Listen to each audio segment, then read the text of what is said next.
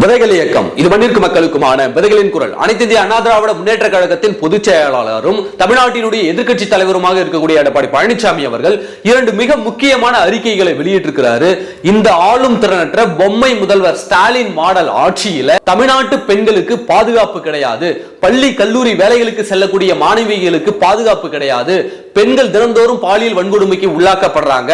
அண்ணா நகர் சிறுமி வழக்கா இருக்கட்டும், அயனாவரம் சிறுமி வழக்கா இருக்கட்டும், தஞ்சாவூர் ஒரத்தநாடு பகுதியில் கூட்டு பாலியல் வன்கொடுமைக்கு உள்ளாக்கப்பட்ட வழக்கா இருக்கட்டும், அண்ணா பல்கலைக்கழக மாணவி வழக்கா இருக்கட்டும், கிளாம்பாக்கம் பஸ் ஸ்டாண்ட்ல 19 வயது சிறுமியை ஆட்டோ டிரைவர்கள் கடத்தி கொண்டு சென்ற வழக்காக இருக்கட்டும், கிருஷ்ணகிரியில 8வது படிக்கக்கூடிய ஒரு பெண் பிள்ளையை 3 ஆசிரியர்கள் கூட்டாக பாலியல் வன்கொடுமைக்கு உள்ளாக்கி அதை கர்ப்பமாக்கி அதை கலைத்த செயலாக இருக்கட்டும், அந்த வழக்காக இருக்கட்டும், இன்றைக்கு திருச்சியில 4வது படிக்கக்கூடிய மாணவிய பள்ளி தாளாளர் உட்பட 4 பேர் சேர்ந்து பாலியல் வன்கொடுமைக்கு உள்ளாக்கிய செய்தியாக இருக்கட்டும், அந்த வழக்காக இருக்கட்டும்.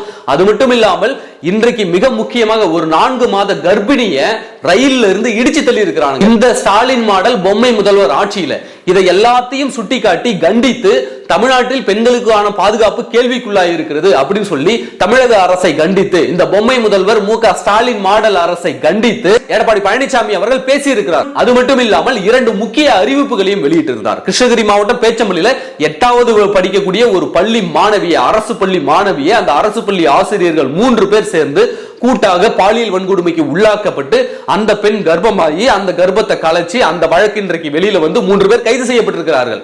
அதை கண்டித்து பெண்களுடைய பாதுகாப்பை உறுதி செய்யணும் அப்படின்னு சொல்லிட்டு அந்த செயலை கண்டித்து அதிமுக கிருஷ்ணகிரி மாவட்டத்தின் சார்பாக ஒரு மாபெரும் கண்டன ஆர்ப்பாட்டத்தை அதிமுகவினுடைய கழக துணை பொதுச் செயலாளராக இருக்கக்கூடிய கே.பி. முனுசாமி அவர்களுடைய தலைமையில போராட்டம் நடைபெறும், கிருஷ்ணகிரி புதிய பேருந்து நிலையத்தில் போராட்டம் நடைபெறும் ஒரு அறிவிப்பை, முக்கியமான அறிவிப்பை எடப்பாடி பழனிசாமி அவர்கள் வெளியிட்டிருக்கிறார். அதை தவிர்த்து இன்னொரு அறிவிப்பு என்ன வெளியிட்டிருக்கிறார்னாக்க, இன்றைக்கு நடந்த ஒரு மிக கோரமான கொடூரமான சம்பவம். ஒரு 4 மாத கர்ப்பிணி பெண்ணுக்கு ஓடுற ரயில்ல இருந்து ஒரு திருட்டு நாய்ங்க, ஒரு 4-5 திருட்டு நாய்ங்க இடிச்சு தள்ளி இருக்கிறானுங்க. பாலியல் வன்கொடுமைக்கு முயற்சி செய்திருக்கிறார்கள். அந்த பெண் கத்தி கூச்சல் விட்ட உடனே ரயில இருந்து இடிச்சு தள்ளி இருக்காங்க. அதனுடைய முழு விபரம் என்ன அப்படின்னாக்க, அந்த பெண் ஆந்திரா மாநிலத்தை சார்ந்தவங்க. அவங்க கோயம்புத்தூர் ஒரு பனியன் கம்பெனியில வேலை செஞ்சுட்டு இருக்காங்க. 4 மாத கர்ப்பமாக இருக்கிறாங்க. அந்த கர்ப்பத்தை செக்அப் பண்றதுக்காக அவங்களுடைய சொந்த ஊர் ஆந்திரா மாநிலத்துக்கு ட்ரெயின்ல போயிருக்காங்க. திருப்பதி ட்ரெயின்ல ஏறி போயிருக்காங்க. அப்படி போகும்போது வேலூர் மாவட்டம் கேவி குப்பம் அருகே வரும்போது ஒரு திடீர்னு ஒரு 2க்கும் மேற்பட்ட நபர்கள் அந்த பெண்கள் பெட்டியில ஏறாங்க. அந்த பெண்ணும் இருக்காங்க, குறைவான அளவில் தான் பெண்கள் அங்க இருக்கிறாங்க. அவங்க ஏறின உடனே அங்க இருக்கக்கூடிய பெண்கள் சொல்றாங்க, இது பெண்கள் பெட்டி, இறங்குங்க அப்படின்னு சொல்றாங்க. ஆனாலும் அந்த கயவர்கள், அந்த திருடர்கள் இறங்கவில்லை. அந்த சமயம் பார்த்து அந்த பெண் வந்து, அந்த கர்ப்பிணி பெண் வந்து கழிவறைக்கு செல்றாங்க. அவங்க பின்னாடியே போன அந்த 2க்கும் மேற்பட்ட நபர்கள் என்ன பண்றாங்கனாக்க, அந்த பெண்ணை பாலியல் வன்கொடுமைக்கு உள்ளாக்க முயற்சி பண்றாங்க. அந்த சமயம் பார்த்தா அந்த பெண் கத்தி கூச்சல் விட்ட உடனே பயந்துகிட்டு என்ன பண்ணாங்க, ஓடுற ரயில்ல இருந்து அந்த கர்ப்பிணி பெண்ணை அப்படியே தள்ளி விட்டு இருக்காங்க. தள்ளி விட்டுட்டு எதுவுமே நடக்காத மாதிரி பக்கத்துல இருக்கக்கூடிய பொது பெட்டிக்கு நகர்ந்து போயிட்டாங்க. அந்த 2க்கும் மேற்பட்டோர் கும்பல் பக்கத்து ரயில் பெட்டியில போயிட்டாங்க. போன உடனே அந்த பெட்டியில, அந்த பெண்கள் பெட்டியில இருந்த பெண்கள் என்ன பண்றாங்க, உடனடியாக ரயில்வே போலீசாருக்கு கால் பண்ணி சொன்ன உடனே ரயில்வே போலீசார் என்ன பண்றாங்க, தேடுதல் வேட்டையை தொடங்குறாங்க. அந்த ரயில்வே பாதையிலே தேடிக்கிட்டு வரும்போது அந்த கர்ப்பிணி பெண், 4 மாத கர்ப்பிணி பெண் கீழே விழுந்து கை கால்லாம் அடிபட்டு மயக்கமடைந்த நிலையில அங்க கண்டெடுத்து அந்த பெண்ணை இன்றைக்கு மருத்துவமனையில் கொண்டு போய் சேர்த்திருக்கிறாங்க. இந்த நிகழ்வை கண்டித்து எடப்பாடி பழனிசாமி அவர்கள் அறிக்கை விட்டிருக்கிறாரு. என்னங்க இதெல்லாம் மாநிலமா? என்னங்க இது பெண்கள் வாழ தகுதியுடைய மாநிலமாங்க இது? வட இந்தியா போல இன்றைக்கு தமிழ்நாடு மாறிக்கிட்டு இருக்குங்க அப்படின்னு சொல்லி கண்டித்து அறிக்கை விட்டிருக்கிறார். இந்த பொம்மை முதல்வர் ஸ்டாலின் அரசை கண்டித்து பேசியிருக்கிறார். ஆனால் இந்த பொம்மை முதல்வருக்கு எதுவுமே தெரியாது. போயிட்டு அல்வா சாப்பிட்டு இருக்காரு. எப்படி திருநெல்வேலியில போயிட்டு இருட்டு கடை அல்வாவில் போயிட்டு அல்வா எப்படி கிண்டுறது, அல்வாயில சக்கரை எப்படி போட்டீங்களா அப்படின்னு சொல்லிட்டு அல்வா சாப்பிட்டுக்கிட்டு இருக்காரு. அதிகாரிகளுடன் புடைசூழ, கட்சி அமைச்சர்களுடன் புடைசூழ போயிட்டு அல்வா தின்னுகிட்டு இருக்காரு, அல்வா கிண்டிக்கிட்டு இருக்கிறாரு. ஆனால் இங்க தமிழ்நாட்டுல சட்ட ஒழுங்கு எந்த அளவுக்கு சந்து சிரிச்சிருக்கு? ஒரு பெண் நிம்மதியாக நடமாட முடியுதா? ஒரு பெண் நிம்மதியாக பள்ளி கல்லூரிக்கு செல்ல முடியுதா? ஒரு பெண் நிம்மதியாக வேலைக்கு போக முடியுதா? ஒரு பெண் சொந்த ஊருக்கு வெளியில போறாங்களா? உண்மையை சொல்லணும்னாக்க, இந்த கிளாம்பாக்கம் பஸ் ஸ்டாண்ட்ல ஒரு பெண்ணை கடத்தினாங்கல்ல, 19 வயதுடைய பெண் ஆட்டோக்காரங்க வண்டியில தூக்கி போட்டு கடத்தினானுங்கல்ல, அந்த பெண் வந்து கல்கத்தாவை சார்ந்த பெண், 19 வயசு பெண்.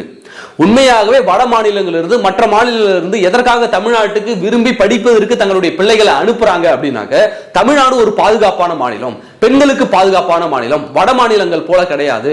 அங்க வட மாநிலங்கள் போல பாலியல் வல்லுறவுக்கு ஆளாக்க மாட்டாங்க, பாலியல் தொல்லைகள் இருக்காது, ஃப்ரீயா பெண்கள் சுதந்திரமாக நடக்கலாம்னு நம்பி தான் தமிழ்நாட்டுக்கு அவருடைய பெண்களை, பெண் குழந்தைகளை வேலைக்கும் படிக்கிறதுக்கும் அனுப்புறாங்க. ஆனால் இன்றைக்கு இந்த தமிழ்நாடு எப்படி இருக்கிறது? தமிழ்நாட்டு பெண்களே வெளியில போவதற்கு அச்சப்படக்கூடிய ஒரு சூழல் இன்றைக்கு நிலவதா இல்லையா? இன்றைக்கு திருச்சியில 4வது படிக்கிற பிள்ளைக்கு பள்ளிக்கூடத்துல வச்சு பள்ளி தாளாளர் உட்பட 4 பேர் பாலியல் தொல்லை கொடுத்துருக்காங்க. 4வது படிக்கிற பொண்ணு, அந்த பொண்ணுக்கு என்ன தெரியும்? 8வது படிக்கிற பொண்ணு இன்னைக்கு கிருஷ்ணகிரி மாவட்டத்துல 3 பேர் சேர்ந்து கர்ப்பமாகி கலைச்சிருக்கிறாங்க. இதெல்லாம் இந்த தமிழக அரசுக்கு தெரியாதா? இந்த பள்ளி கல்வித்துறையை நடத்துற இந்த அமைச்சருக்கு தெரியாதா? ஆனா இவர் எல்லா பள்ளியிலும் உயர் கல்வியில எவன் பணம் கொடுக்குறானோ அங்க போயிட்டு மேடையில ஏறி பேசக்கூடிய வேலை தான் அன்பில் மகேஷ் செஞ்சுட்டு இருக்காரு. மு.க. ஸ்டாலின் அல்வா தின்றதுக்கு ஊர் ஊரா அலையறாரு. ஆனால் இங்க தமிழ்நாட்டினுடைய சட்டம் ஒழுங்கு சந்திச்சிருக்குது, பெண்களுடைய பாதுகாப்புகள் கேள்விக்குள்ள இருக்கு. அப்ப பொறுப்புள்ள எதிர்க்கட்சி தலைவராக எடப்பாடி பழனிசாமி அவர்கள் இன்றைக்கு கேள்விகளை எழுப்பி இருக்கிறார். போராட்டத்தை அன்னைக்கு அறிவிச்சிருக்கிறாரு. கிருஷ்ணகிரி மாவட்டத்துல சனிக்கிழமை போராட்டம் நடைபெறும், இந்த பாலியல் பெண்களுக்கு எதிரான பாலியல் வன்கொடுமைகளை கண்டித்து நாங்கள் போராட போறோம், இன்னைக்கு போராட்டத்தை அறிவிச்சிருக்கிறாரு. இந்த ரயில்ல கர்ப்பிணி பெண்ணை வெளியில இடிச்சு தள்ளனதுக்கு குற்றவாளிகளை சீக்கிரமா கைது செய்யப்படணும். ஒருவர் கைது பண்ணிருக்காங்க, மீதி பேர் எப்ப கைது பண்ணுவீங்க? அப்ப உடனடியாக கைது செய்யணும், அவர்களுக்கு அதிகபட்ச தண்டனை வாங்கி தரணும்னு சொல்லி இன்றைக்கு கண்டித்து அறிக்கையும் விட்டிருக்கிறாரு. அப்ப எடப்பாடி பழனிசாமி ஒரு சிறந்த எதிர்க்கட்சி தலைவராக இருந்து கொண்டு இன்றைக்கு கேள்விகளை எழுப்பி தவறுகளை சுட்டிக்காட்டி கொண்டிருக்கிறார்.